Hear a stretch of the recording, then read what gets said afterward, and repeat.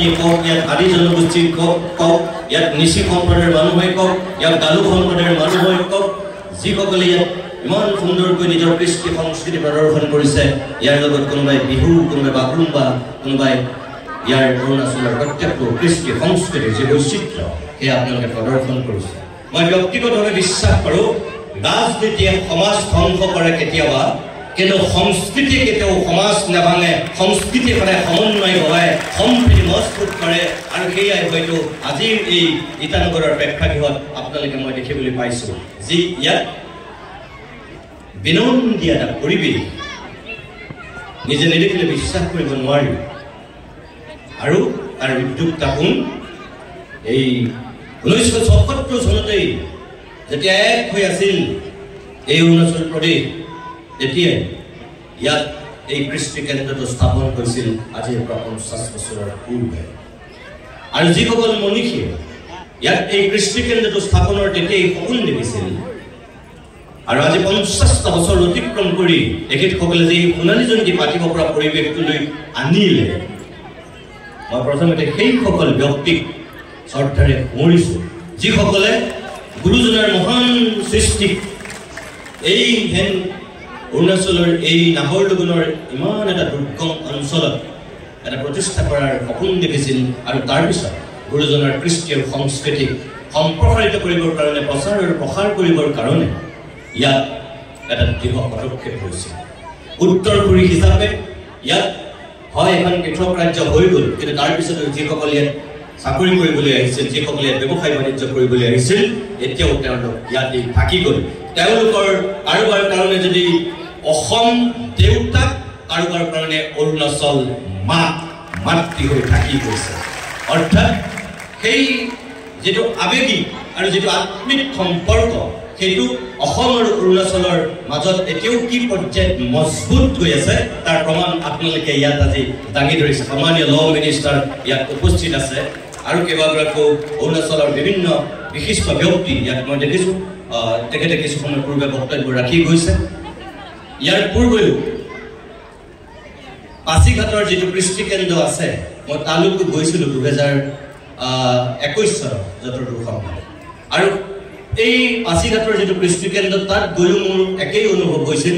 আৰু সেইদিনাখন তাত কেইবাগৰাকীও অৰুণাচল প্ৰদেশৰ তেতিয়াৰ এডুকেশ্যন মিনিষ্টাৰ আৰু তাৰ যিজন বিধায়ক আৰু এক্স PWD মিনিষ্টাৰ, তেনেকৈ কেইবাজনো তাতো সেইদিনাখন মই ৰাজনীতিকক লগ পাইছিলোঁ। আদি সাহিত্য সভাৰ সন্মানীয় সভাপতি মহোদয়কো মই তাত লগ পাইছিলোঁ, আৰু সেইদিনাখন মই তাত কেইটামান কথা কৈছিলোঁ যে এতিয়াও অসমীয়া ভাষা সাহিত্যত অৰুণাচলী মানুহৰ যিটো অৱদান, যিটো শক্তি, কৃষ্টি সংস্কৃতি চহকী কৰাৰ যিটো অৱদান, এতিয়াও আমি কেতিয়াও অস্বীকাৰ কৰিব নোৱাৰোঁ। বেলেগৰ কথা বাদ দিয়ক, আজি যদি মই দুজন মানুহৰ নাম কওঁ, লুংবে দাই আৰু এছে দৰ্জে থংচি, এই দুজন এই অৰুণাচলৰ সুসন্তানে অসমীয়া ভাষা সাহিত্য কি ধৰণে সমৃদ্ধিশালী কৰিছে সেয়া আপোনালোকক মই নতুনকৈ কোৱাৰ কোনো প্ৰয়োজন নাই। এইবাৰো আনকি অসম সাহিত্য সভাৰ সভাপতিৰ নিৰ্বাচনী প্ৰক্ৰিয়া যেতিয়া আৰম্ভ হৈছিল, আপোনালোকে যিসকলে বাতৰি কাকত পঢ়ে বা টেলিভিশ্যন চাই আপোনালোক চাগে জ্ঞাত। মই অসমীয়া প্ৰতিদিন কাকতত ফ্ৰণ্ট পেজত এটা আৰ্টিকল লিখিছিলোঁ যে এছে দৰ্জে থংচিক এইবাৰ অসম সাহিত্য সভাৰ সভাপতি পাতক, স্পষ্টকৈ এটা মই আৰ্টিকল লিখিছিলোঁ। আৰু বহুত ক্ৰমে মোক ফোন কৰিছিল অসমৰ বিভিন্ন প্ৰান্তৰ পৰা যে আপুনি খুব সময় উচিত এটা আহ্বান জনাইছে। মই কিয় কৈছিলোঁ, কেতিয়াবা কেতিয়াবা যেনেকৈ ঘৰখনত ককাই ভায়েকৰ মাজতো দ্বন্দ্ব হয়, তেনেকৈ হাই কাজিয়া লাগে, তেনেকৈ আমাৰ অসম আৰু অৰুণাচলৰ দুই এক আমাৰ ভাই ভনীৰ মাজতো কেতিয়াবা কেতিয়াবা অলপ সংঘাত হয়। নোহোৱাটো মই নহয় বুলি নকওঁ, হোৱাটো হয়। মাটি বাৰীক লৈ যেনেকৈ আমাৰ পৰিয়ালৰ মাজত কাজিয়া লাগে, তেনেকৈ আমাৰ অসম আৰু অৰুণাচলৰ সীমা বিবাদক লৈ কেতিয়াবা কেতিয়াবা ক'ৰবাত অকণমান দ্বন্দ্ব হয়, সংঘাত হয়, সেইটো সঁচা কথা। কিন্তু সেই সংঘাত হ'ল বুলি আমি কেতিয়াবা আমাৰ অসমৰ সংবাদ মাধ্যমেও আমি এনেকুৱা দৃষ্টিভংগীৰে আমি কিছুমান কথা কওঁ যিটোৰ লগত মই একমত নহয়। মই আজি আপোনালোকৰ ইয়াত খোলাকৈ কৈছোঁ যে ইয়ালৈ মোক মাতি আনিছে কাৰণে মই কোৱা নাই, যে মই ভাবোঁ যে আমি ভাৰতবৰ্ষৰ বুকুত আমি উত্তৰ পূৰ্বাঞ্চলৰ যি আমাৰ 7খন ৰাজ্য আছিল, এই 7খন ৰাজ্যৰ আমাৰ যদি এই হাতৰ মুঠিটো মজবুত হৈ থাকিব লাগে, তেনেহ'লে আমাৰ এই 5টা আঙুলি আমি সমানেই থাকিব লাগিব। আৰু যদি ইয়াৰ পৰা এটা আঙুলি গুচি যায়, তেনেহ'লে আমাৰ হাতৰ মুঠিটো মজবুত নহয়।